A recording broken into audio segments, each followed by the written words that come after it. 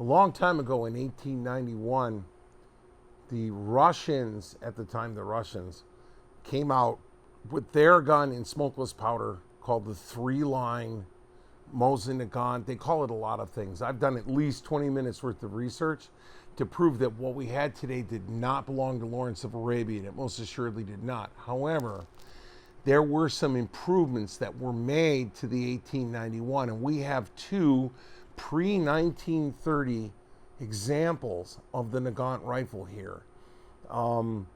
In this particular, the first one that we're panning right now, this is a 1901 unmolested by the Soviets gun. Have never looked underneath the stock line. This is a rare cat. No importer marks, no nothing. So we don't know what we've got. We got to get underneath it and look. The second rifle appears to be a 1924 fin rebuild. It's got that extremely fancy finger joint for the stock rebuild. It has an SA on the other side to prove that the fins had done it. But this is still before the 1930s, and we're going to look at the differences in sights. I want to look at, there is a mechanism inside this gun that allows a rimmed round to feed right. This is the earlier version of the mechanism, and I kind of want to just get these things out of the stock line and take a look at what's going on underneath. The gun that we're actually doing is this 1901. This is the one we're doing. This is my personal Nagant, but I realized that it might actually make something that'd be good to just show how some of the incremental changes had been happening from 1900. Ammunition changed between the two guns. The chambers are different, and it's not bedded worth a hoot. So we're going to take a look at all that. So I'll tell you what we'll do now. Let's get up on a bench and start by taking them apart. The reason why I'm on a flat table today is we're going to have two nearly identical rifles apart. And you've got to maintain separation, especially when one of them is actually collectible. And all we're going to do is stop the rust on it. We're not going to change what it looks like. We're just going to check it off, wax it up underneath the stock line to make sure nothing else happens.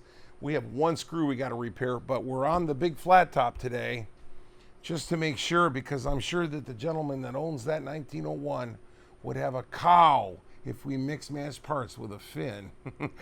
Down the rabbit hole, shall we?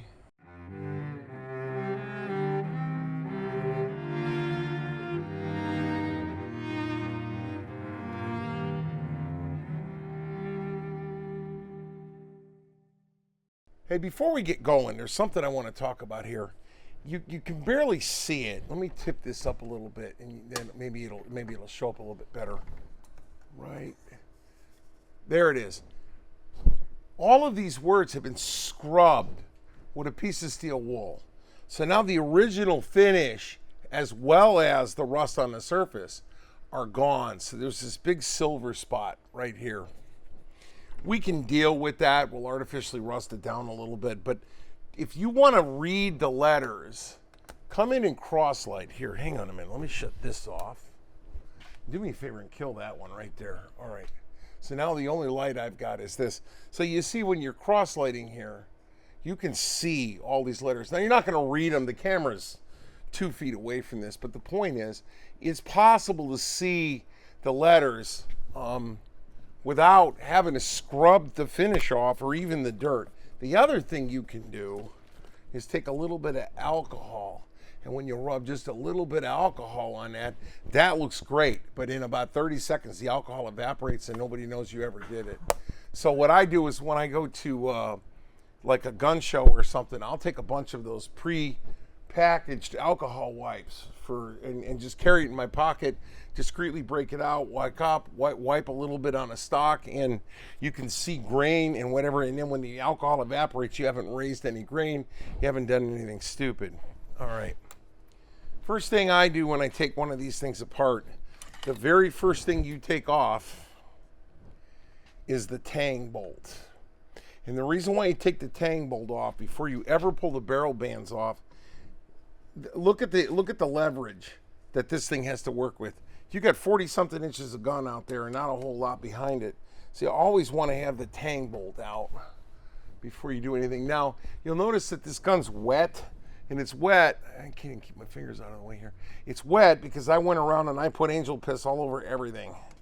About 3 hours ago, I went ahead and gooped this gun down, and you can see how much rust is on this. Stud.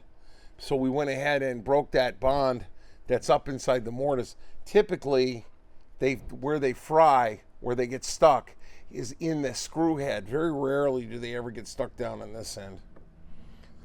That one's out. I think I got another one on the bottom I gotta go get, right? Yep, I got another one down here on the bottom. And we'll go after that. We'll take this tag off. This tag just identifies the gun for me. It's very arbitrary. Okay, so we'll take this one out. Let's see, there we go. Take this guy out. Most of you guys that are watching this have taken a Mosin apart before. The problem we have is we don't know when the last time this one got taken apart. And judging from the all the little nits and picks in this thing, you see this screw has definitely had a lot of rust on it in the past at one time. There's no way you're going to see one of these things that hasn't been rusted. So this gun had probably been gone after with a wire wheel. I recognize what this is, because you can see where all the pitting was, and this rust hasn't penetrated back in. So there's something in the wood that's making this rust. So we'll make sure we get a coat of oil on this before we put the gun back together again in order to stop this from dying. Okay, but that patina there makes the gun valuable. No, it doesn't. It just means the gun's got rust on it. There is some original right here. Look at this. Look at the glint here. Let me get the light to shine off that. Look at that right there. That's the original. That was the color the entire gun was. Man, it's crazy, isn't it? Okay. Well, we'll set this aside. We'll get the major parts out of it first and just see what's going on. What that's telling me is the gun's been apart before. We're not doing anything. Okay. We need to see here if we can bust this loose and if this does us any good. Okay, this is one of those reverse bands where as we come in with the screw, the band gets loose. So it's trapped, but now it's loose. All right, same deal up top. I'm just gonna go up here without unrigging it, and we'll see if we can make that one move at all. Whoops, nope. We're gonna have to hack on this one. Special, I think this one is stuck in its loose position. Handguard, and we can see that there's just sugar rust all the way up and down the inside of this thing. It's okay. Okay, I'm gonna bring the muzzle down to us. Right here. So there's a pin that sticks out.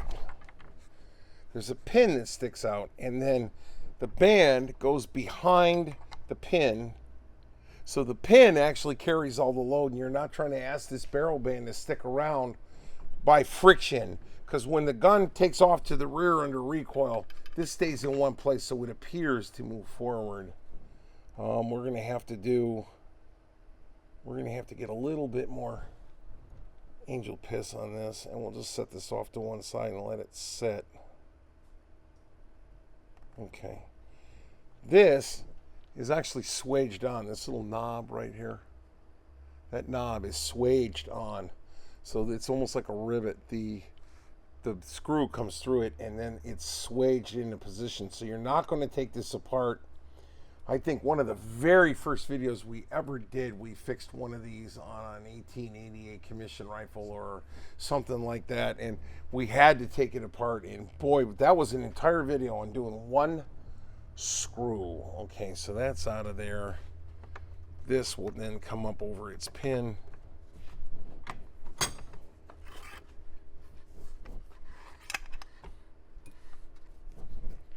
Okay.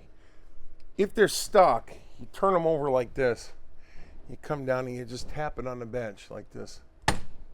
See? And you let the weight of the barrel do the work. Okay, here we go. So, Yeah, the wood has had a lot of rust up against it for a very long time. The ramrod retention device right here is probably clogged solid, that thing with the hole in it. All right, well, that's that, but let's take a look at the rough part. Okay. We had a lot of corrosion right along the bore line. This is new corrosion since the last time the gun had been taken apart. We've got a lot of rust right here. This is all new. So when the gun was derusted the last time, and it was this stuff is reactive as all heck. They didn't put any wax on it or anything to deny oxygen the ability to reattack this bore. So we'll have to look at that. This has the original cartridge cutoff, the single piece. And from my research, this particular piece right here is the highest breakage rate part on the pre-1930 update guns. In 1930, they went to a double disconnector in here. I don't have one to show you right offhand, but we're just trying to film this. And while we're filming this, that acrid smell that's coming out of the back was Thor's wiring connection burning up. So we'll have to go fix that too. All right, a little bit of angel piss here. This has been soaking out for a long time, and it is in tight. And when you come in at it, it's moving back here, but it's not moving up there. So we're going to put a little bit of heat on it just to make it suck the coil up. You don't want to get it too hot. This is a spring, so you just want to get it warm enough that it starts to bubble. And once it starts bubbling and fizzing, then you can drop a little bit of the oil on it, and that will make it absorb it. Okay. Let's see what we got there.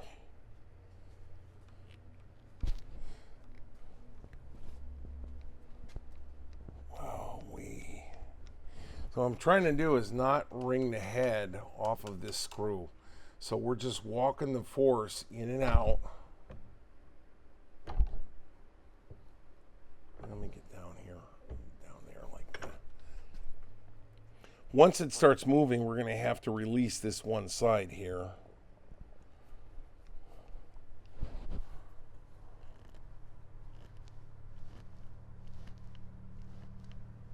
It's actually flexing the screwdriver tip back and forth, so we're not quite there yet. A little bit more heat, and we'll be proper brilliant here. I believe the Brits have a word for this. I think they call it knackered. It's had to live in piss used out of it for so long that. You don't want to get it too hot. Just smoking is fine. A little bit of this, a little bit of that. And we may have to get a slightly thicker screwdriver tip. Slightly thicker.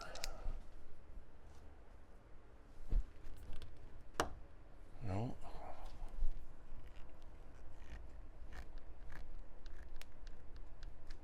Nope. We are not going to get that right here. So there are other ways to attack this, some of which require non-ferrous vice jaws. So what we'll do here is just very gently grab it right here in the vise. Okay, and you see.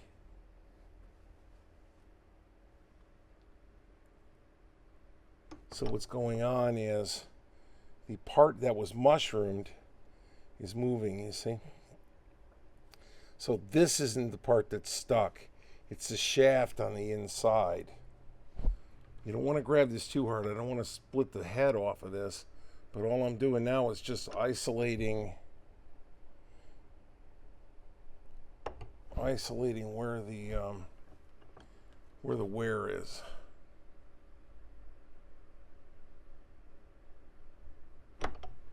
Wow. All right. I revised my original projection. What's got it stuck is the head is glued to this.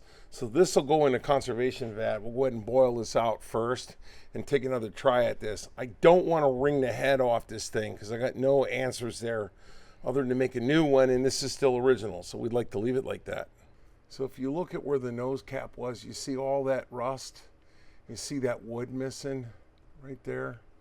Yeah, all that wood that's missing and all that rust is a direct result, I got it, is a direct result, yeah, we're gonna come up a little bit. This is why you gotta take all the metal off a gun. Don't give me this patina bull crap. This gun is being ruined by the rust, and it had already been scrubbed down once. So underneath the stock there, I was actually able to get the ramrod retention device out. That's this bad boy right here. And as you can probably see underneath, between my thumb and my forefinger, there used to be a hole there where the ramrod would come down and screw into this. We're gonna clean all that out. They leave you a hole up here in the top, and this hole will usually fit like a 440 tap. You can usually take a, here, let me grab one here. You can usually just take like a 440 tap, and you'll get just enough purchase in there that you're able to grab this thing and pull it out. And that's how I did it.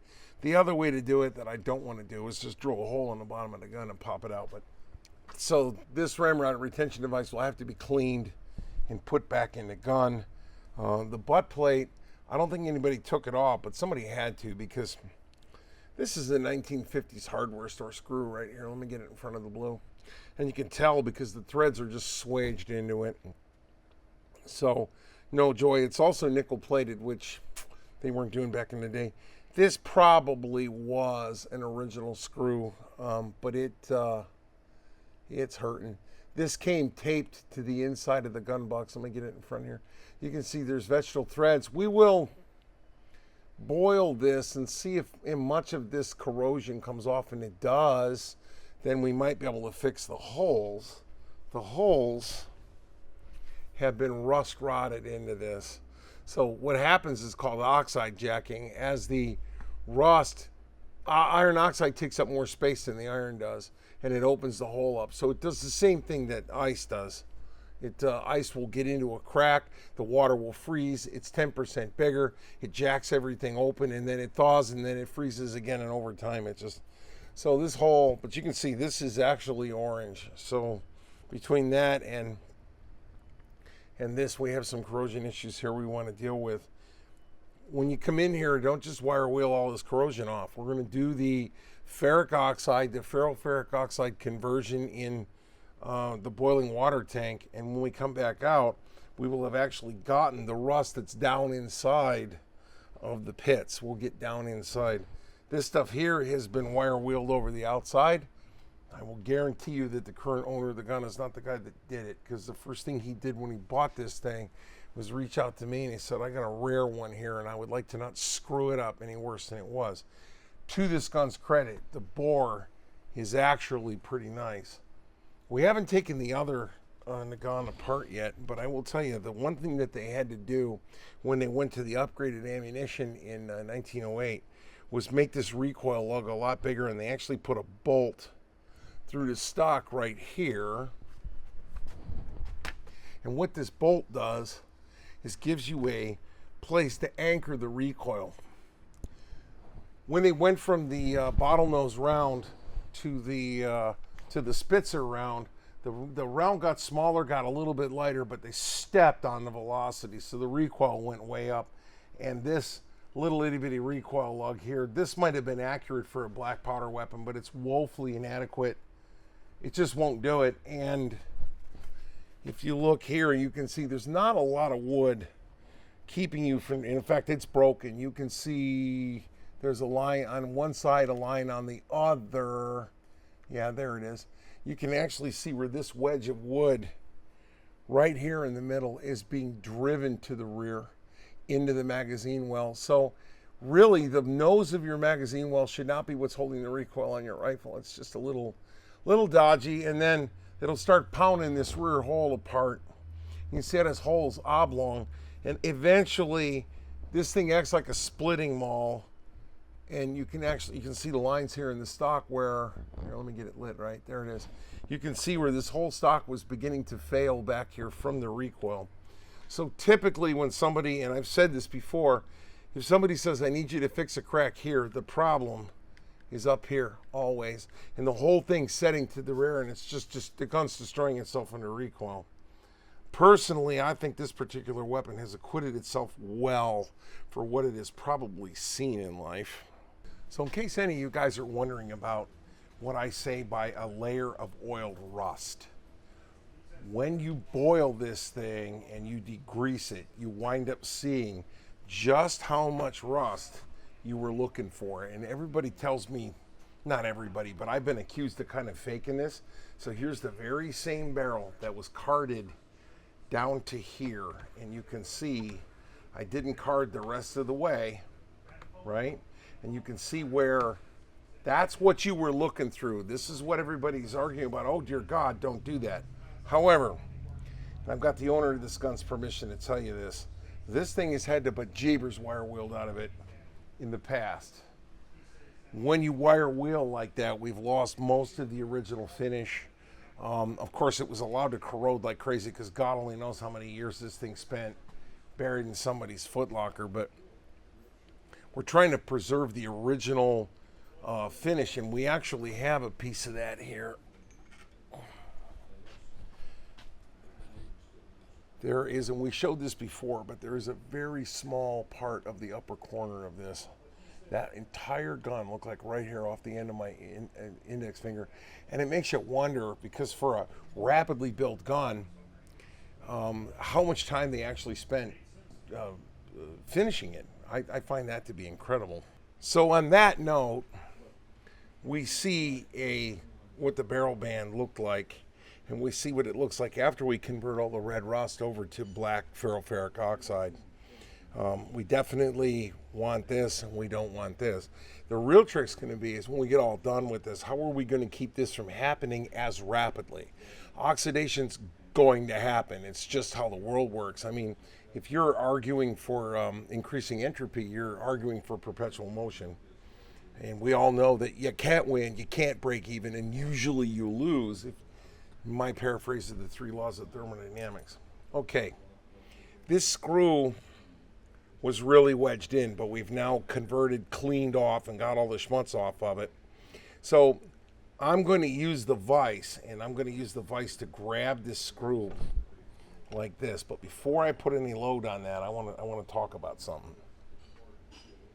This screw is obviously very strong, but there are a lot of them where the groove, what am I looking for? The actual head here, where that slot is a lot deeper.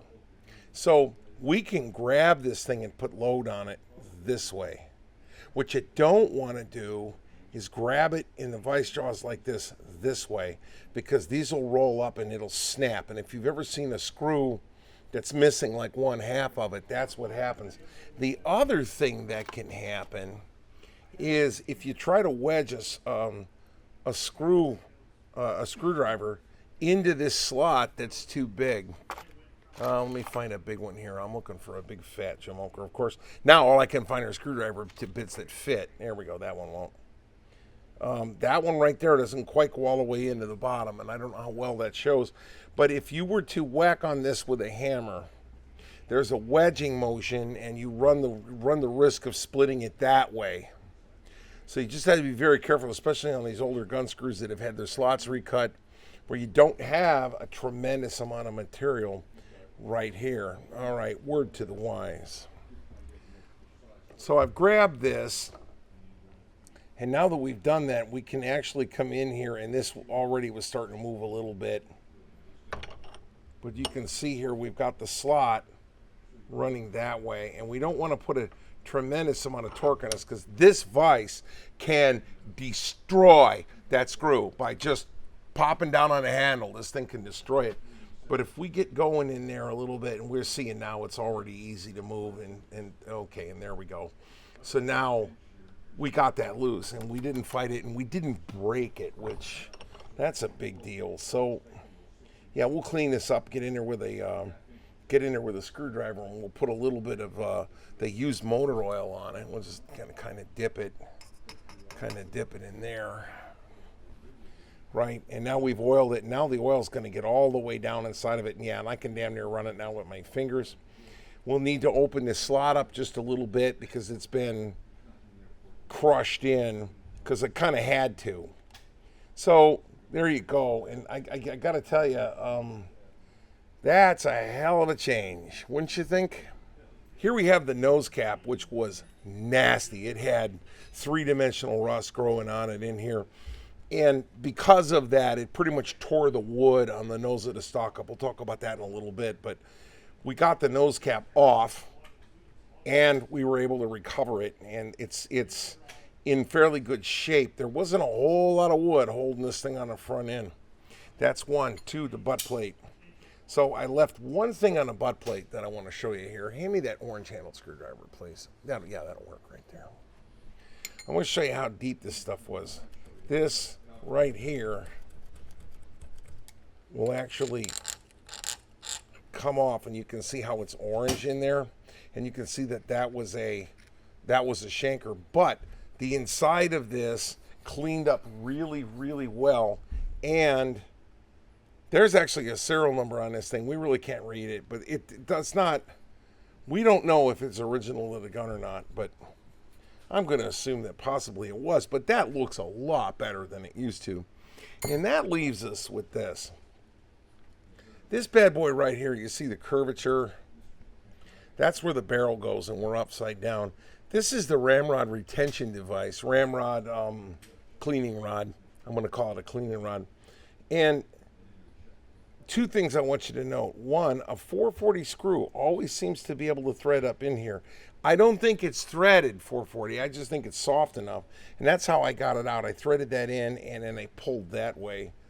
What we're going to look at here is to see whether or not this is just dirt and can be punched out, or is it part of an old cleaning rod that got whacked up here. So I'm just going to set this on there, give it somewhere to go, and give it a nice light tap, and that is dirt. So that's dirt. So you see how we have a hole through it? So we'll just clean this out, and then we will take the ramrod out of my M24, and we're going to see if that cleaning rod will fit into this hole. So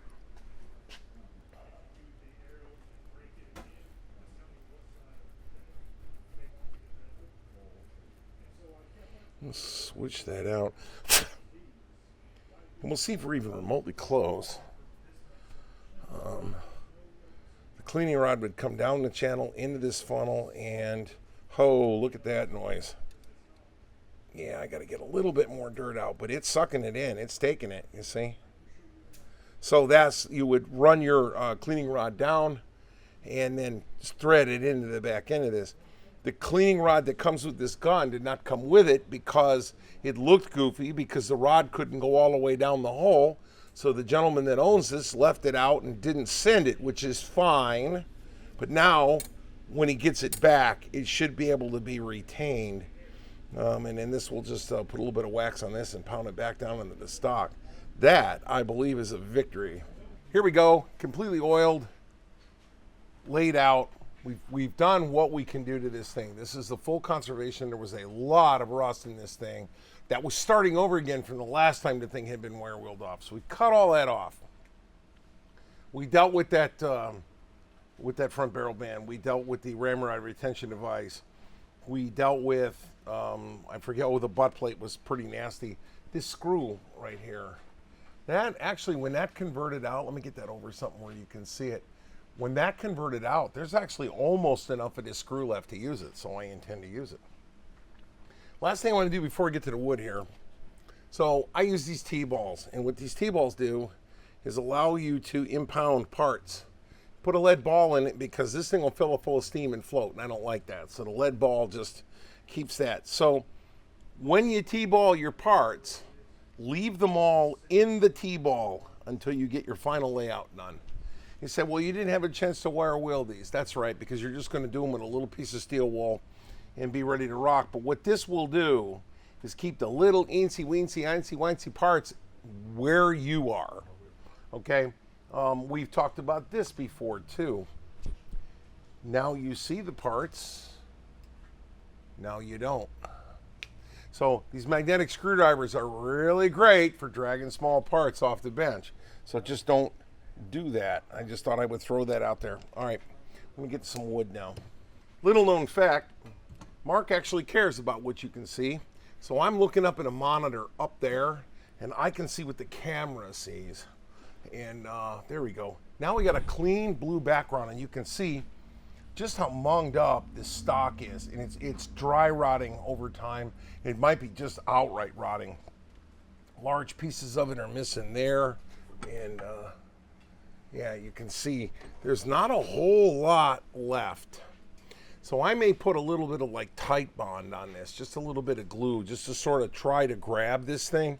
But this would take, I could do this with Acroglass easily, but then the thing would look like it had been worked on. See, that's not in there by much. All right. So when it came apart, 2 pieces of wood fell off of this, one from back here and one from up here.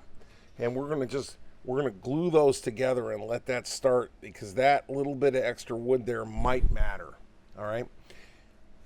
Other than that, I had a discussion with the owner of this weapon this morning. His only intention to shoot it is with a 7.62 by 25 Tokarev round that you can stick up inside the barrel, and then you can shoot this thing with pistol ammo.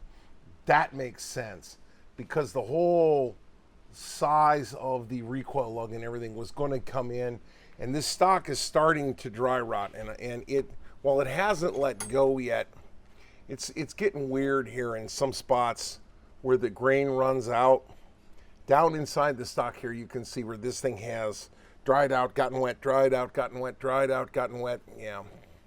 Okay. Next thing we'll do is this. Let me get this down here. Okay. And then I'll move the light so we can talk about this.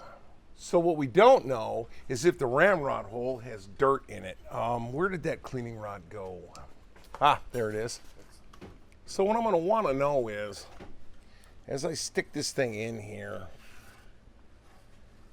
are we going to get, oh, we got to go in the hole, Okay, so we can actually see the rod protruding in here now, so I know there isn't a wad of schmutz up in here that we don't have to worry about. So now, we'll put some wax on this before we shove it in, but you can see the curvature of this part is designed to be in there like this. So that will go in there. Now that taper means that it's going to grow a little bit and it'll wedge itself in. So I don't want to put this in until I've done doing the prep on it. We're probably going to want to come in here with a little bit of maybe alcohol and get some of the rust chancres out of here. And then we're going to put just one coat of Danish oil on and wipe it off. We'll Danish oil in and we'll wipe it off. So that should hold this thing for a little bit longer, because the wood's giving it up. And this, I don't know if this is why in the 1920s, 1930s, the Finns restocked all these, but the stock, there's been an additional 100 years from there to now, and I'm thinking that might have had a lot to do with it, but you can see where it's getting all just beat up, and we want to kind of try to, you know, yikes. So the whole stock is like starting to split. So from a recoil standpoint, I wouldn't. Anyway, all right, I'm gonna put one coat of oil on this thing, and I mean just put it on with a rag and take it right back off again. And then we're gonna put the gun back together again, and I wanna show you a couple of things about the progression from the 1891 to the post-1908 to the 1930s. And let's go take a look at that. Compare and contrast time. This is a 1939 Mosin that's had a lot of beefing up done to it. I mean, look at how wide the side of the stock is here.